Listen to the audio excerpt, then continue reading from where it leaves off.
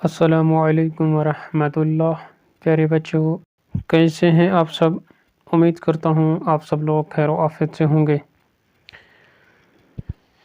پیارے بچوں، جیسا کہ آپ کو معلوم ہے کہ آج ہمارا نیا سبق مضمون نویسی یا مضمون نگاری۔ جی ہاں، مضمون نگاری یا ہم یوں بھی کہہ سکتے ہیں کہ مضمون نویسی۔ سب سے پہلے ہم اس کے بارے میں یہ جاننے کی کوشش کریں گے مضمون نویسی کیا ہوتا ہے، یہ ہم کس طرح پڑھیں، اس کا کیا مقصد ہے، اس کے اصول وغیرہ کیا ہوتے ہیں۔ سب سے پہلے تعارف۔ مضمون عربی زبان کا لفظ ہے جس کے معنی ہیں بات، سخن یا ضمن میں لیے ہوئے، یا ہم اس طرح بھی سمجھ سکتے ہیں کہ کسی مقررہ موضوع پر اپنے خیالات، جذبات،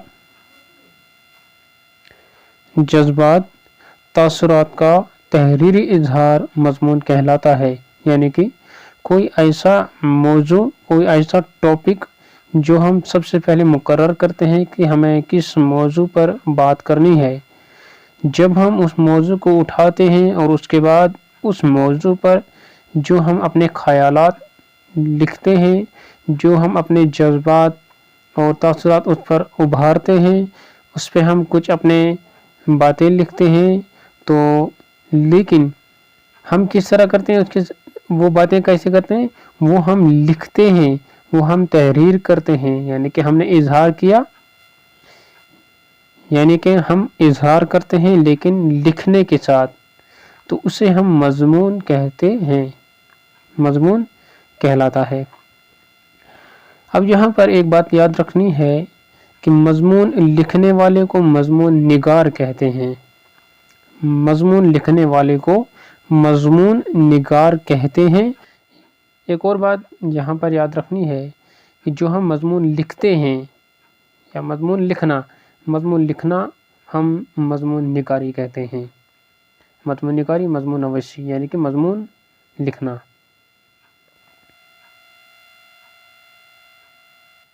اب ہم مضمون کے حصے پڑھیں گے کہ مضمون جو ہم لکھتے ہیں اس کے کتنے حصے ہوتے ہیں۔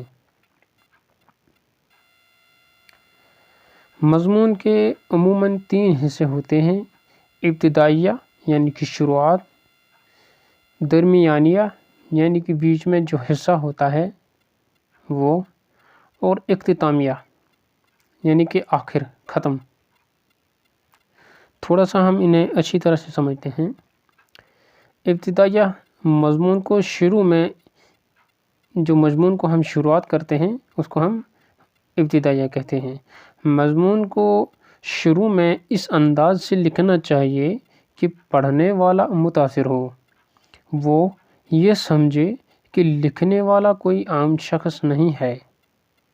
اس میں اس قسم کا جادو ڈالا جاتا ہے کہ پڑھنے والا اسے پوری طرح سے پڑھ کر ہی دم لیتا ہے، وہ اسے آدھا ہی نہیں پڑھتا ہے، وہ اسے آدھے میں ہی نہیں چھوڑتا ہے، بلکہ وہ کہتا ہے کہ مزید پڑھو، پھر پڑھو، اور وہ جو جادو ہم ڈالتے ہیں وہ ہم شروعاتی میں ہی ڈالتے ہیں، مضمون نگاروں سے شروع میں ہی ڈالتا ہے۔ اس کے بعد اس کا دوسرا حصہ ہے درمیانیہ، جو بیچ کا حصہ ہے۔ مضمون کے درمیانی حصے کو مضمون کی روح بھی کہا جاتا ہے۔ جی ہاں پیارے بچوں، مضمون کی روح جو ہے، کس کے ہم کہتے ہیں؟ درمیانی حصے کو ہم مضمون کی روح کہتے ہیں، کیونکہ اس میں وہی لکھا جاتا ہے جو اصل میں ہمارا مقصد ہوتا ہے۔ البتہ ایک بات یہاں یاد رکھیں کہ یہ حصہ جو ہوتا ہے یہ لمبا ہوتا ہے، یہ طویل ہوتا ہے اور کئی پیراگراف پر مشتمل ہوتا ہے۔ مضمون کا تیسرا یا آخری حصہ جو ہے وہ اختتامیہ ہوتا ہے۔ یہ حصہ مضمون کا نچوڑ اور پر اثر ہوتا ہے۔ اس میں مضمون کو اس انداز سے ختم کیا جاتا ہے کہ پڑھنے والا اس انتظار میں رہتا ہے کہ اس کا کوئی اور مضمون بھی ہونا چاہیے، یعنی کہ وہ اس سے لطف اندوز ہوتا ہے، وہ یہ بھی سوچتا ہے کہ اس مضمون میں مزید معلومات ہونی چاہیے۔ اب ہم مضمون کے اصولوں کے بارے میں پڑھیں گے۔ جس موضوع پر بھی لکھنا ہو اس کا خاکہ پہلے ہی ذہن میں بنا لیا جائے تاکہ لکھنے میں آسانی پیدا ہو۔ مضمون میں حمایت، مخالفت، دلائل، بحث وغیرہ پیش کی جاتی ہے، یعنی کہ مضمون میں یا ہم کسی چیز کا حمایت کرتے ہیں یا ہم کسی چیز کی مخالفت کرتے ہیں یا ہم کچھ دلائل پیش کرتے ہیں یا ہم کسی چیز پر، کسی موضوع پر بحث وغیرہ کرتے ہیں۔ ایک بات یہاں یاد رکھنی ہے کہ جب ہم مضمون کو لکھیں تو بے ترتیبی کے ساتھ نہ لکھیں، ہم اسے ترتیب سے لکھیں اور غیر ضروری باتیں جو ہوتی ہیں ہم ان سے اجتناب کریں۔ ہمیں غیر ضروری باتوں کی ضرورت یہاں نہیں لکھنا چاہیے، اور مضمون جو ہے وہ کئی پیراگراف پر مشتمل ہونا چاہیے۔ ایک اور بات یہاں ہے کہ جو مضمون ہم لکھتے ہیں اس میں ایک ہی بات بار بار نہ دہرائی جائے۔ تو پیارے بچوں، اب ہم نے اس میں یہ سمجھا کہ مضمون کیا ہوتا ہے، اس کے کتنے حصے ہوتے ہیں اور ہر حصے کا کیا کام ہوتا ہے، ہر حصے میں ہم کیا کرتے ہیں، اور اس کے کچھ اصول بھی ہوتے ہیں، کیا کیا اصول ہوتے ہیں، وہ ساری باتیں ہم نے اس میں سمجھے ہیں۔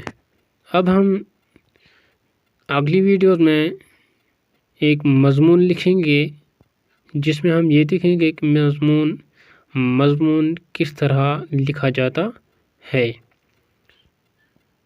تو اگلے آنے والی ویڈیو تک آپ ہمیں دیجیے اجازت۔